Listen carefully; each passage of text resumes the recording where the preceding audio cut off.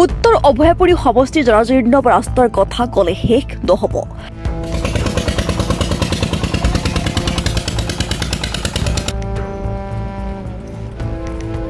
বিধায়ক সাংসদে নিৰ্বাচনৰ সময়ত ভোট বিচাৰি আহে আৰু ৰাস্তা মেৰামতিৰ প্ৰতিশ্ৰুতি দিয়ে, কিন্তু বাস্তৱত সেয়া নুঠে। এই দৃশ্য উত্তৰ অভয়াপুৰী সমষ্টিৰ 4 আৰু 6 নং জামদাহৰ। জনপ্ৰতিনিধিয়ে কৰিব নোৱাৰা কাম কৰিলে স্থানীয় ৰাইজে। প্ৰায় 600 ফুট ৰাস্তা মেৰামতি কৰিলে ৰাইজে। দীৰ্ঘদিন ধৰি প্ৰায় 20-25খন গাঁৱৰ ৰাইজৰ লগতে বহু ছাত্ৰ ছাত্ৰীয়ে এই ৰাস্তাৰে অহা যোৱা কৰে যদিও কোনো জনপ্ৰতিনিধিয়ে ৰাস্তা মেৰামতিৰ গুৰুত্ব দিয়া নাই।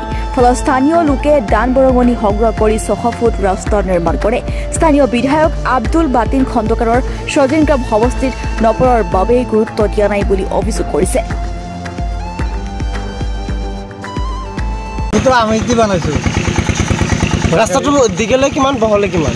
দীঘলেতো 600 ফুট আৰু বহলটো কিমান? বহল 16 ফুট। আপোনালোকে কিমান ছাত্ৰ এই ৰাস্তাটো সহযোগ কৰে? না এই যে তাতে কালভার নাই, ভাঙা চিঙ্গা, এই যে আপনার সেই অসুবিধা হয়েছে। আপোনালোকে ইয়াতে এম এল এ আহিছিল নেকি? আব্দুল বাতিন খণ্ডকার ইয়াতে আহিছিল? নাই না। সরকারে কি করবো যে আপনাদের ইমান? আমার এইটা আমি তো এইটু কালভারটা দিলে আমার অলপ স্কুলের ছাত্র দিলে ভালো হবো। কিমান টাকা খরচ করে রাস্তাটা বানাইছে? 1 লাখ টাকা আছে আমার। 1 লাখ টাকা? 1 লাখ টাকা খরচ করে রাস্তাটা রাইজে দিছে। রাইজের পড়া উঠাইছে আপনার রাস্তাটা বানাইছে। আপনার গাঁওখনের নাম কি? এটা 4 নম্বর জামদরা। 6 নম্বর জামদরা। এই রাস্তাটো হয়েছে আপনার মানিকপুর থানার অন্তর্গত ভান্ডারা পঞ্চায়েতের আন্ডারত 6 নং জামদহা হয় গাঁৱৰ নামটো।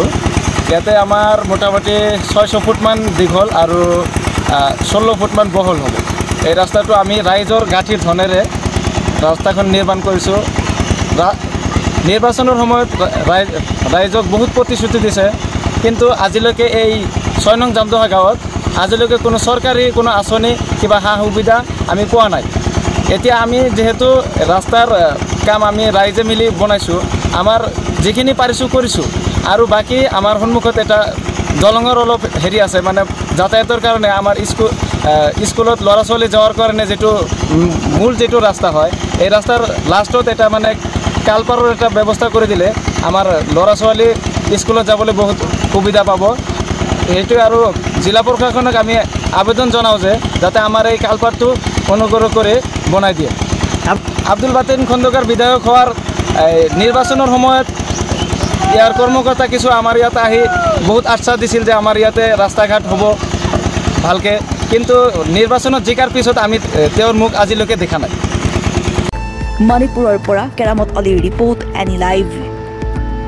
খবৰ মানে এনি লাইভ 24/7 আৰু এনি লাইভ ডিজিটেল।